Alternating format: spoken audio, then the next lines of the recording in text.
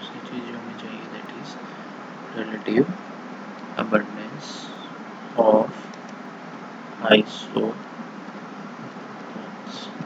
ये दो चीज़ें हमें पता होंगी तो हम आइसोटोपिक मास या फिर हम जो समझ लें कि हम इसका एवरेज एटॉमिक मास फाइंड कर सकते हैं। मिसाल के तौर पे हमारे पास यहाँ पे नियॉन की बात हम करते हैं। नियॉन एक एलिमेंट है, नियॉन, ठीक है। नियॉन में हमारे पास यहाँ पे 3 आइसोटोप्स होते हैं इसके। नियॉन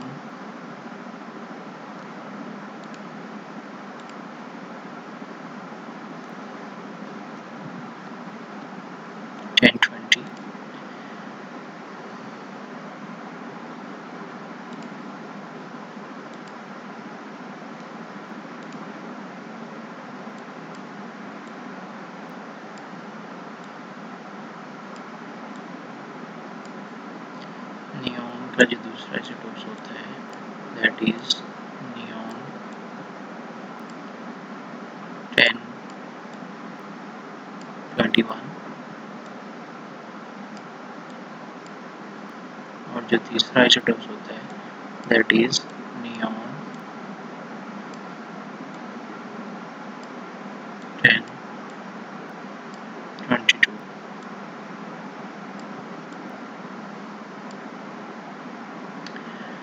इसका अगर हमने एवरेज एटॉमिक मास निकालना है तो एवरेज एटॉमिक मास निकालने के लिए या फ्रैक्शन एटॉमिक मास निकालने के लिए हम जो इसका आइसोटोपिक मास होगा उसे मल्टीप्लाई करेंगे। तो आइसोटोपिक मास यहाँ पे जो हमारे पास ये फर्स्ट वाला नियॉन है इसमें हमारे पास जो आइसोटोपिक मास है ये 20 है। इसकी जो रिलेटिव अबंडेंस होती है वो हमारे पास सबसे ज़्यादा होती है 90.92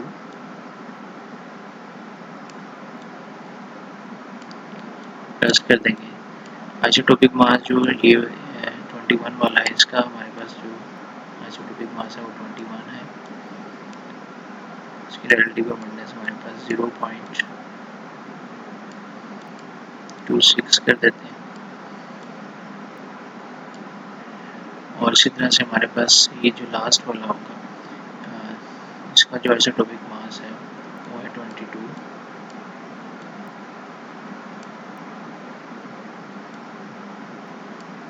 इसको हम मल्टीप्लाई करेंगे इसकी रिलेटिव अबंडेंस से 8.87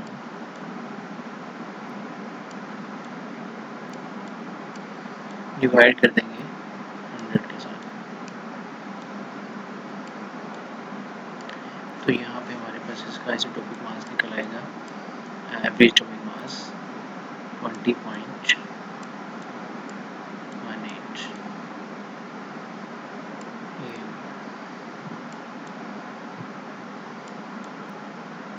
यहाँ पे एक चीज़ गौर कीजिएगा, मैं शुरू में नहीं बताया मैंने, वो ये था कि जो फ्रैक्शन एटॉमिक मास है यानी फ्रैक्शनल या एवरेज एटॉमिक मास ये हमारे पास फ्रैक्शंस में आ रहा है, पॉइंट्स में आ रहा है। उसकी रीज़न ये है क्योंकि ये तमाम हमारे पास जो आइसोटोप्स होते हैं उनका एवरेज हमारे पास आता है।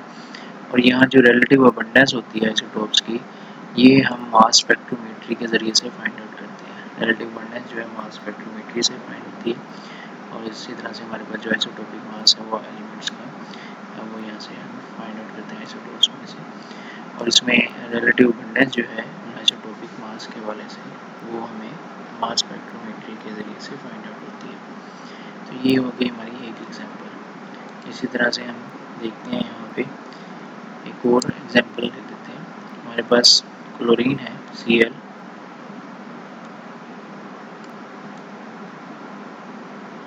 Cl जो है इसके दो आइसोटोप्स होते हैं Cl 17 atomic number, mass number 35।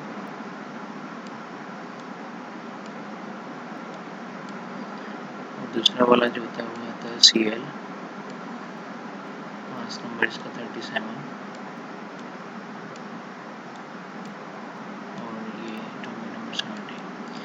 अच्छा, ये जो है इसकी जो रिलेटिव अबंडेंस हमारे पास होगी वो होगी 75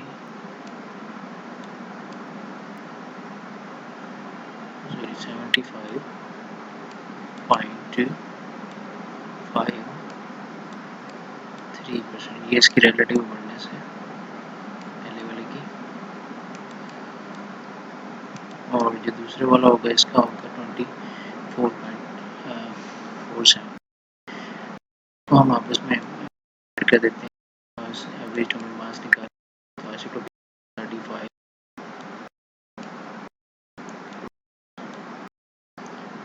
25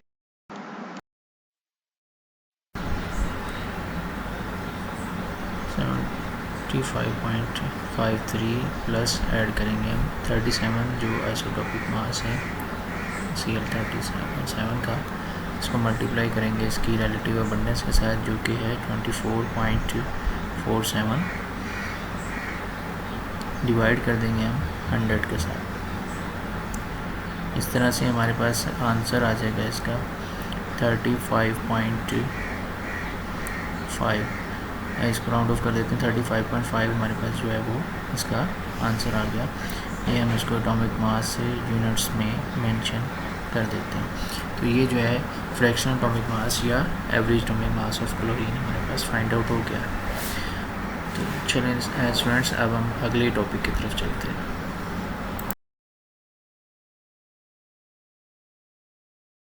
हमारे पास एक एम्पिरिकल फार्मूला और एक मॉलिक्यूलर फार्मूला। तो according to the definition, empirical formula हमारे पास सिंपलेस्ट फार्मूला होता है जो कि whole number ratio between the atoms of different elements in the compound show कर रहा होता है, यानी कि ये होल नंबर रेशियो को शो कर रहा होता है।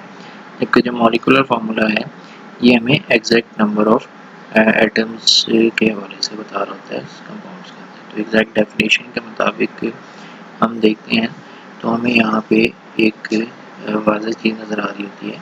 सबसे पहली चीज़ ये है कि ये एक सिंपल फार्मूला है और दूसरा इसके अंदर यहाँ पे होल नंबर्स हैं। इसको समझने के लिए हम एक एग्जांपल ले लेते हैं। मिसाल के तौर पे मैं आपसे कहता हूँ कि हमारे पास एक कंपाउंड है जिसमें हमारे पास रेशियो है 100:50। तो हमारे पास एक कंपाउंड है जिसमें जो रेशियो है वो है 100:50 है। तो क्या हम इसको सिंप्लीफाई कर सकते हैं? तो स्टूडेंट्स का क्वेश्चन होगा कि क्या हम इसको मज़ीद सिंप्लीफाई कर सकते हैं सर? तो आंसर है यस, हम इसको मज़ीद सिंप्लीफाई कर सकते हैं। जैसे ये 100:50 है, तो इसको अगर हम डिवाइड करते हैं तो ये हमारे पास आ जाएगा, इट विल बिकम 50 से हो जाएगा 25,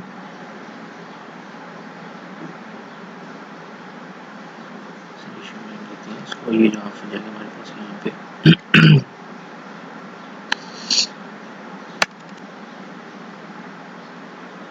अच्छा, अब क्या हम इसको मज़ीद सिंप्लीफाई कर सकते हैं? तो आंसर है यस, हम इसको मज़ीद सिंप्लीफाई कर सकते हैं।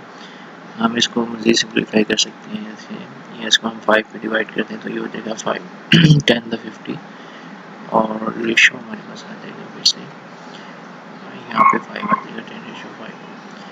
तो अब क्या हम इसको मज़ीद सिंप्लीफाई कर सकते हैं? तो ये एक ऐसी रेशो।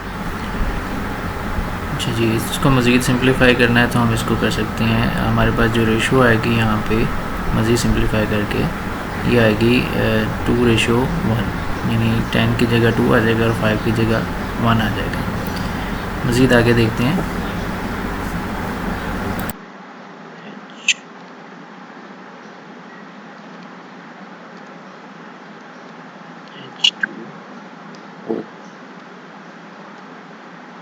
इसमें अगर हम रेशो के लिहाज से देखते हैं वाटर और वाटर में हाइड्रोजन और ऑक्सीजन को, अगर हम रेशो के हिसाब से देखें तो हमारे पास जो रेशो बन रही है ये बन रही है 2:1, 2:1। तो क्या हम ये जो रेशो है इसको मज़ीद सिंप्लीफाई कर सकते हैं?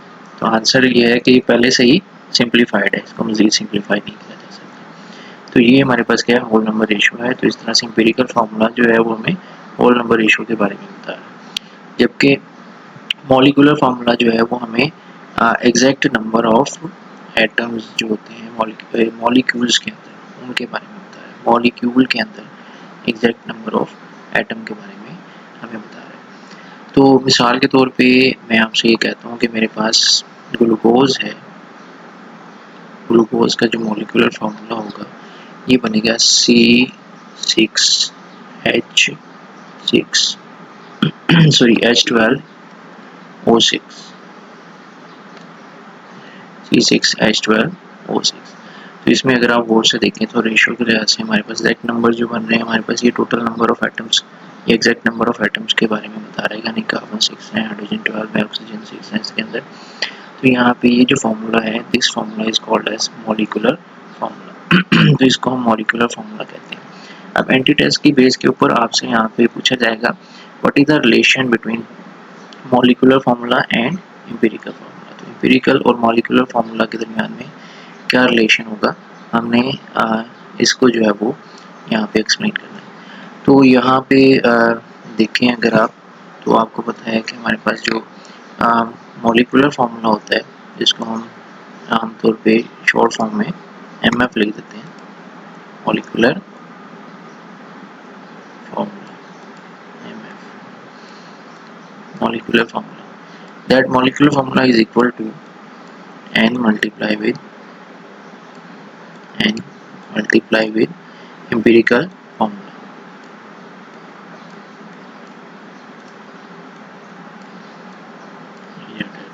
एम्पिरिकल फार्मूला, तो ये इसका हमारे पास क्या आ गया, रिलेशन आ गया मॉलिक्यूलर फार्मूले का इसके साथ, एम्पिरिकल फार्मूले के साथ। यानी अगर हमने N निकालना है तो N कैसे निकालेंगे, N निकालने के लिए हमें मॉलिक्यूलर मास का पता होना चाहिए, मॉलिक्यूलर मास, ठीक है, इसको हम मोलर मास भी कह देते हैं। तो ये मॉलिक्यूलर मास को डिवाइड कर देते हैं एम्पिरिकल फार्मूला मास के साथ, एम्पिरिकल फार्मूला मास के साथ। तो शॉर्ट में मैं इसको EFM लिख देता हूँ, एम्पिरिकल फार्मूला मास। हमारे पास N निकल आता है, तो ये N जो है हमें बताता है कि हमारे पास जो है वो इसको अगर एम्पिरिकल फार्मूले से मल्टीप्लाई करते हैं तो हमारे पास मॉलिक्यूलर फार्मूला निकल आता है। इस चीज़ को समझने के लिए हम यहाँ पे ना और एग्जांपल ले लेते हैं थोड़ी सी। हमारे पास सब्सटेंस लिखा हुआ है वाटर, वाटर का जो एम्पिरिकल फार्मूला है हमारे पास दैट इज H2O, ठीक है जी। और इसी तरह से इसका जो मॉलिक्यूलर फार्मूला है वाटर का दैट इज आल्सो H2O, यही वाटर का मॉलिक्यूलर फार्मूला भी है और इसका एम्पिरिकल फार्मूला भी है। सेम इसी तरह से अगर आप मीथेन को देखते हैं, मीथेन का जो मॉलिक्यूलर फार्मूला है ये हमारे पास होता है CH4। इसका जो एम्पिरिकल फार्मूला होगा मीथेन का दैट इज आल्सो CH4।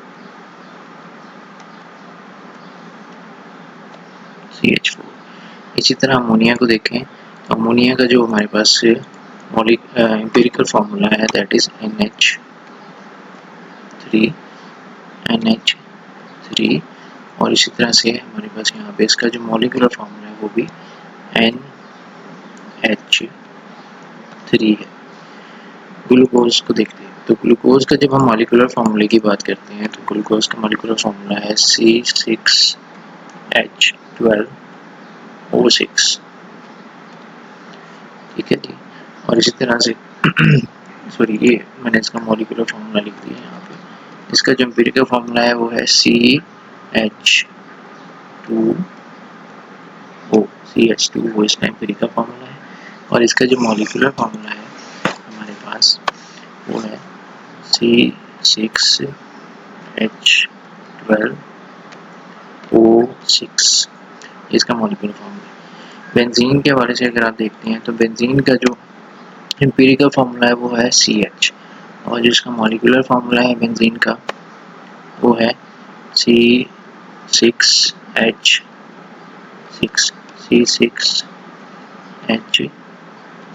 ठीक है।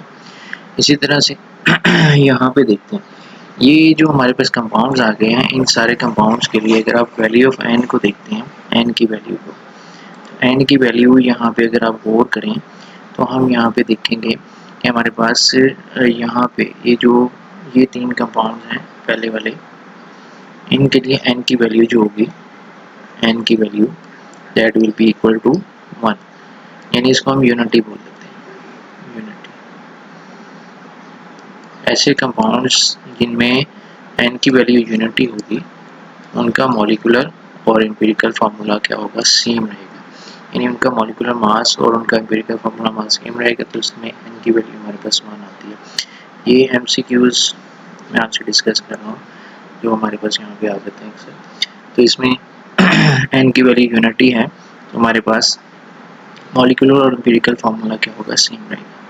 जबकि आप ग्लूकोज के लिए देखते हैं, यहाँ पे ग्लूकोज के लिए जो n की वैल्यू है वो हमारे पास है 6, ठीक है। इसी तरह से जो ये बेंजीन है, बेंजीन में जो n की वैल्यू होगी वो भी हमारे पास क्या होगी, 6 होगी। इसको 6 से मल्टीप्लाई करेंगे तो हमारे पास क्या आ जाएगा, अब मॉलिक्यूलर फार्मूला निकल आता है। तो एक बात जो आप लोगों को पता है कि ऐसे कंपाउंड जिनमें मॉलिक्यूलर फार्मूला सेम रहता है उसको हम आइसोमर्स का नाम दे देते हैं, ठीक है। जिनमें मॉलिक्यूलर फार्मूला क्या होगा, सेम होगा, ऐसे कंपाउंड्स को हम आइसोमर्स कहते हैं। लेकिन ऐसे कंपाउंड जिनमें एम्पिरिकल फार्मूला सेम होगा उनको हम क्या कहते हैं देखिए, जैसे मिसाल के तौर पे बेंजीन है और इस तरह के बहुत सारे कंपाउंड ऐसे होंगे जिनमें हमारे पास एम्पिरिकल फार्मूला सेम रहता है। बेंजीन और हमारे पास जो एसिटाइलिन है, एसिटाइलिन, ठीक है, एसिटाइलिन का जो हमारे पास एम्पिरिकल फार्मूला है वो CH होता है, एसिटाइलिन, ठीक है। इसका भी जो एम्पिरिकल फार्मूला है वो है हमारे पास CH। तो ये एसिटाइलिन और बेंजीन का एम्पिरिकल फार्मूला एक जैसा होता है। चलिए आगे देखते हैं। यहाँ पे हमारे पास कंपाउंड है sodium calcium carbonate. Calcium carbonate का जो एम्पिरिकल फार्मूला जिसको हम कह देते हैं, ये हमारे पास है CaCO3। इसी तरह जो सोडियम क्लोराइड है इसके लिए हमारे पास है NaCl। तो क्या इन दोनों का भी मॉलिक्यूलर फार्मूला होगा, तो आंसर होगा हमारे पास नो, इन दोनों का मॉलिक्यूलर फार्मूला नहीं होता। तो क्यों नहीं होता इनका मॉलिक्यूलर फार्मूला, बिकॉज ये जो दो हैं हमारे पास ये आयोनिक कंपाउंड्स हैं, दीज आर आयोनिक कंपाउंड्स, ठीक है भाई। तो these are the ionic compounds, ये आयोनिक कंपाउंड्स हैं और आयोनिक कंपाउंड जो हैं वो मॉलिक्यूलर फॉर्म में एग्जिस्ट नहीं करते। तो मॉलिक्यूलर फार्मूला सिर्फ उन कंपाउंड्स का होगा जो कि मॉलिक्यूल में एग्जिस्ट कर रहे होते हैं, यानी कि हम इसमें मॉलिक्यूल्स के बारे में बात करें। जबकि आयनिक कंपाउंड में हमें पता है कि वहाँ पे फार्मूला यूनिट्स होते हैं और ये क्रिस्टलेट्स की शक्ल में जो है वहाँ पे एग्जिस्ट करते हैं, ये यहाँ पे मॉलिक्यूलर कंपाउंड्स की शक्ल में एग्जिस्ट नहीं करते। तो ये बात आप लोगों ने यहाँ पे याद रखनी है कि molecular formula is for molecular compounds and ionic compound do not have the molecular formula. अब लाइक एक और बात यहाँ पे थोड़ा सा ऐड करें, अगर हम ये हाइड्रोजन अगर मैं आपसे कहता हूँ ये H लिखें तो H क्या चीज़ है, H दो चीज़ों को शो कर, एक तो ये हाइड्रोजन एटम है, ठीक है, one it is hydrogen atom and the second one it shows the symbol of hydrogen. तो सिंबल ऑफ हाइड्रोजन भी यही शो कर रहा है। यानी मैं आपसे पूछता हूँ पीरियोडिक टेबल में हाइड्रोजन का सिंबल क्या है, या आप सिंबल ऑफ हाइड्रोजन लिखें तो आप वहाँ पे क्या लिखेंगे, H लिखेंगे, ठीक है। इसी तरह से अगर मैं आपसे कहूँ कि यहाँ पे वाटर जो है उसका मॉलिक्यूल लिखें H2O, तो आप क्या लिखेंगे, आप लिखेंगे H2O लिख देंगे, वाटर, ठीक है। अब वाटर जो है हमारे पास ये तीन चीज़ों को शो कर रहा है। एक वाटर हमारे पास क्या है, ये मॉलिक्यूल है, it is a molecule of water, यानी H2O जो लिखा हुआ है ना, H2O शो कर रहा है किस चीज़ को, वाटर के मॉलिक्यूल को, ठीक है। और दूसरी चीज़ जो यहाँ पे हमारे पास आ रही है मॉलिक्यूल के साथ साथ, ये हमारे पास जो है वो मॉलिक्यूलर फार्मूला जो है, अगर हम इसको कह देते हैं हमारे पास ये मॉलिक्यूलर फार्मूला भी है वाटर का, it is also shows the molecular formula of water, ठीक है। और तीसरा ये होगा हमारे पास कि ये एक वाटर कंपाउंड की शक्ल में हमारे पास जो है H2O की शक्ल में यानी कि हमारे पास मौजूद है, मॉलिक्यूल भी है और मॉलिक्यूलर फार्मूला को भी शो कर रहा है। और सैम्पल के हवाले से देखें तो हम वाटर के सैम्पल भी H2O भी मेंशन कर रहे होते हैं, ठीक है। तो अब हम देखते हैं आगे एम्पिरिकल फार्मूला को कैलकुलेट करने के तरीके। तो अगर आपसे कोई पूछता है कि how we can calculate the empirical formula, तो हमें 4 स्टेप्स चाहिए। सबसे पहला वाला जो स्टेप है हमारे पास वो है परसेंटेज कंपोजिशन, दूसरा स्टेप है हमारे पास नंबर ऑफ मोल्स, तीसरा स्टेप है हमारे पास एटॉमिक रेशो, चौथा स्टेप है, अगर एटॉमिक रेशियो होल नंबर में है तो वही एम्पिरिकल फार्मूला शो करिए, अगर नहीं है तो उसको सूटेबल नंबर से ऐसे मल्टीप्लाई करते हैं। तो परसेंटेज कंपोजिशन की अगर हम बात कर रहे हैं यहाँ पे, तो परसेंटेज कंपोजिशन से कैसे हम यहाँ पे बता सकते हैं। तो परसेंटेज कंपोजिशन जो है वो हमारे पास दो तरह से कैलकुलेट कर सकते हैं।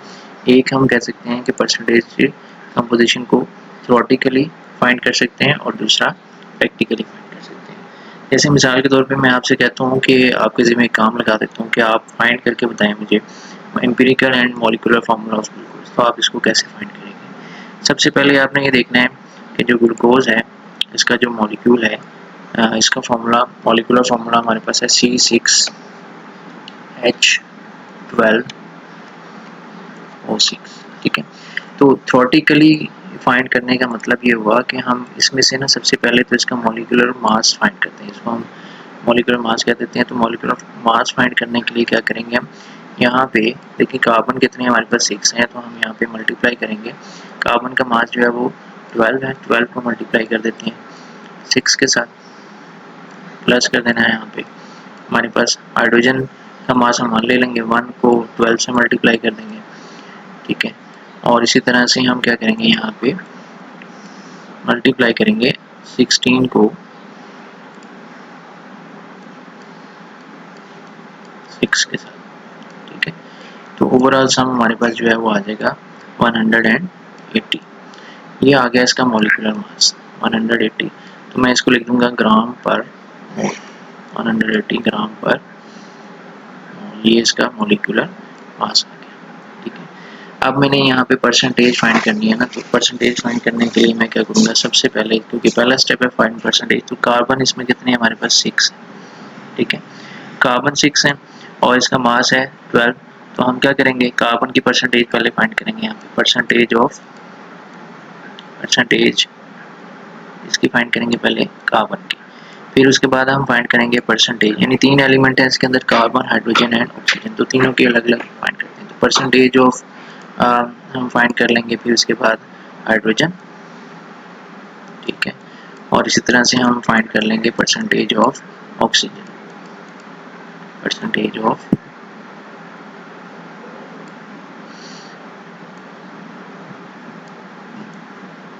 ऑक्सीजन। अब ये जो है ये थ्योरेटिकल मेथड, यानी कि इसमें 12 का कार्बन है, तो 12 को 12 को 6 से मल्टीप्लाई किया तो 72 मास आ गया कार्बन का। 72 को हम डिवाइड कर देंगे टोटल मास 180 के साथ।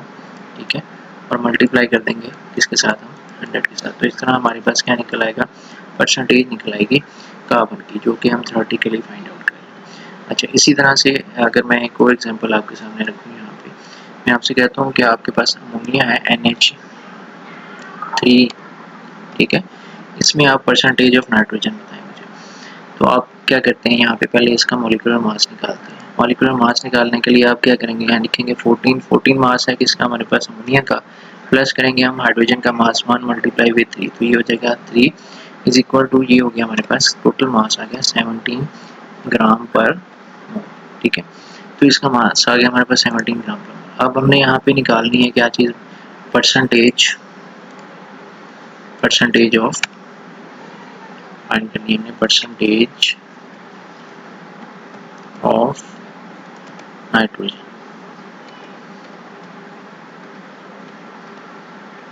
तो अगर हमने परसेंटेज ऑफ नाइट्रोजन फाइंड करनी है तो हम क्या करेंगे, यहाँ पे हम मास ऑफ नाइट्रोजन को डिवाइड करेंगे टोटल मास के साथ। टोटल मास हमारे पास 17 था, यानी मास ऑफ नाइट्रोजन को मॉलिक्यूलर मास पे डिवाइड करेंगे, मल्टीप्लाई कर देंगे हम इसके साथ 100 के साथ। ठीक है, तो हम इसको राउंड ऑफ कर लेते हैं, हमारे पास ये तकरीबन आ गया 83% आ गया। ठीक है, तो 83%। अब मैं आपसे पूछता हूँ कि what is the percentage of hydrogen, what is the percentage of hydrogen. तो परसेंटेज ऑफ हाइड्रोजन,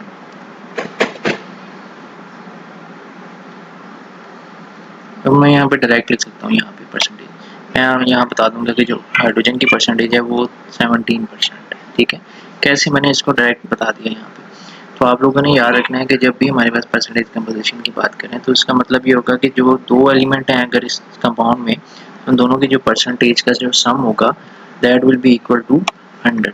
ठीक है, तो यहाँ पे अगर नाइट्रोजन अगर 83% है तो डेफिनेटली हाइड्रोजन कितनी हो जाएगी, वहाँ पे अमोनिया के अंदर 17% हो जाएगी। तो इस तरह से हमारे पास ये यहाँ पे पहला स्टेप जो हो गया परसेंटेज, ये हम थ्योरेटिकली फाइंड कर रहे हैं। अच्छा, दूसरा स्टेप है यहाँ पे परसेंटेज को प्रैक्टिकली फाइंड करने का। प्रैक्टिकली फाइंड करने के बहुत सारे मेथड्स होते हैं हमारे पास। हमारे जो सिलेबस है उसके अंदर मेथड दिया गया है हमारे पास कंबशन एनालिसिस। ठीक है, तो आप वहाँ पे कंबशन एनालिसिस को स्टडी करते हैं और इसके ज़रिए से क्या करते हैं, हम परसेंटेज को प्रैक्टिकली फाइंड आउट कर रहे होते हैं वहाँ पे। ठीक है, तो ये था हमारे पास से परसेंटेज कंपोजिशन। जब परसेंटेज कंपोजिशन निकल आएगी तो फिर आप नंबर ऑफ मोल्स यानी कि ग्राम एटम्स फाइंड करते हैं, फिर उसके बाद एटॉमिक रेशियो फाइंड करते हैं, और अगर होल नंबर में आ जाती है एटॉमिक रेशियो तो वो एम्पिरिकल फार्मूला है, अदरवाइज इसको मल्टीप्लाई करेंगे इस डिजिट से, एम्पिरिकल फार्मूला निकल आएगा। और जब एम्पिरिकल फार्मूला निकल आएगा तो उससे मास निकाल के हम क्या करेंगे, सेम इस फार्मूले में अप्लाई करेंगे जो अभी हमने यहाँ पे डिस्कस किया था, ये वाला। मॉलिक्यूलर मास को डिवाइड कर देंगे एम्पिरिकल फार्मूला मास के साथ, n की वैल्यू आ जाएगी। अभी जो एम्पिरिकल फार्मूला निकालेंगे उसे मल्टीप्लाई कर देंगे, हमारे पास मॉलिक्यूलर फार्मूला निकल आता है। ठीक है, तो ये हमारे पास था एम्पिरिकल फार्मूला को फाइंड करने का तरीका। अब बात आगे चल रही है तो थोड़ा सा हम कंबशन एनालिसिस के हवाले से डिस्कस कर लेते हैं, लेकिन ज़्यादा डिटेल में मैं वहाँ पे नहीं जा रहा। तो हमारी बुक में कहती है कि हमारे पास एक ऐसा कंपाउंड है जिसके अंदर कार्बन भी है, हाइड्रोजन भी है और ऑक्सीजन भी है। ठीक है, उसको आप फाइंड करते हैं किसके ज़रिए से, कंबशन एनालिसिस के ज़रिए से। परसेंटेज यहाँ पे आपने फाइंड करनी होती है इनकी कंबशन एनालिसिस के ज़रिए से। ठीक है, अब इसमें हम कंबशन एनालिसिस के ज़रिए से परसेंटेज फाइंड कर रहे होते हैं। और सबसे पहले आपने एक और चीज़ यहाँ पे याद रखनी है कि जब आप ऑर्गेनिक कंपाउंड को बर्न करते हैं तो हमारे पास यहाँ पे दो रॉ मटेरियल्स बनते हैं। दो रॉ मटेरियल कौन से होते हैं हमारे पास,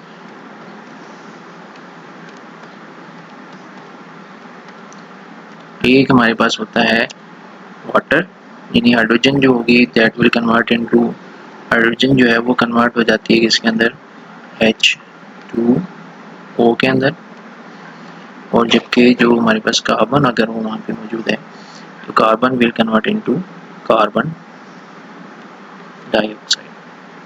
ठीक है, तो इसके लिए हम क्या करते हैं, यहाँ पे एब्जॉर्बर्स का इस्तेमाल करते हैं। तो वाटर को एब्जॉर्ब करने के लिए हम यहाँ पे यूज़ करते हैं,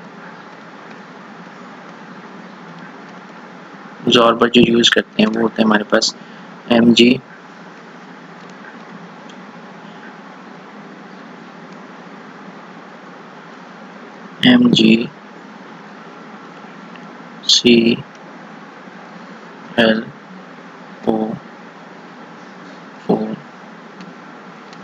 ट्वाइस।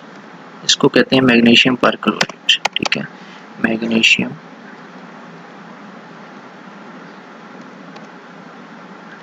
परक्लोरेट।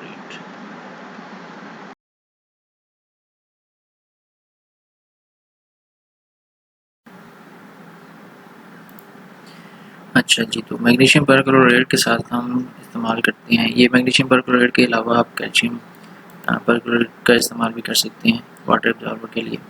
और यहाँ पे जो कार्बन है, कार्बन डाइऑक्साइड में कन्वर्ट होती है, इसके लिए हम 50% KOH का इस्तेमाल करते हैं।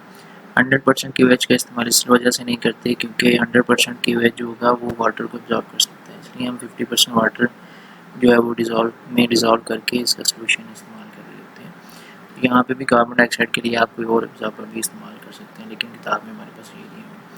अच्छा, फिर इसके बाद जब हम परसेंटेज निकालेंगे तो परसेंटेज के लिए सबसे पहले परसेंटेज ऑफ कार्बन निकालनी है, तो उसके बाद परसेंटेज ऑफ हाइड्रोजन निकालेंगे कंबशन एनालिसिस के ज़रिए से, और फिर ऑक्सीजन की जो परसेंटेज है वो हम डिफरेंशियल मेथड के ज़रिए से निकालते हैं, यानी 100 में से माइनस करेंगे percentage of carbon and percentage of hydrogen को। ठीक है, तो ये जो मेथड है ना इसको हम कहते हैं प्रैक्टिकल मेथड। तो ये प्रैक्टिकली हमने परसेंटेज कंपोजिशन फाइंड कर ली, उसके बाद नंबर ऑफ मोल्स फाइंड करेंगे, यानी जो परसेंटेज होगी इसको डिवाइड करेंगे एटॉमिक मासेस के ऊपर तो ग्राम एटम निकल आएंगे। फिर जो स्मॉलेस्ट वाला होगा उसको सब पे डिवाइड करेंगे, एटॉमिक रेशियो निकल आएगी।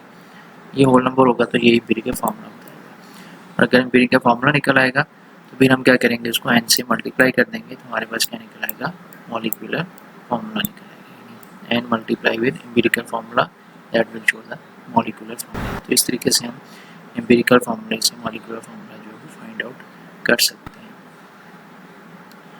अल्लाह ताला आप सबका हामी और नासिर हो। मिलते हैं अगले लेक्चर में।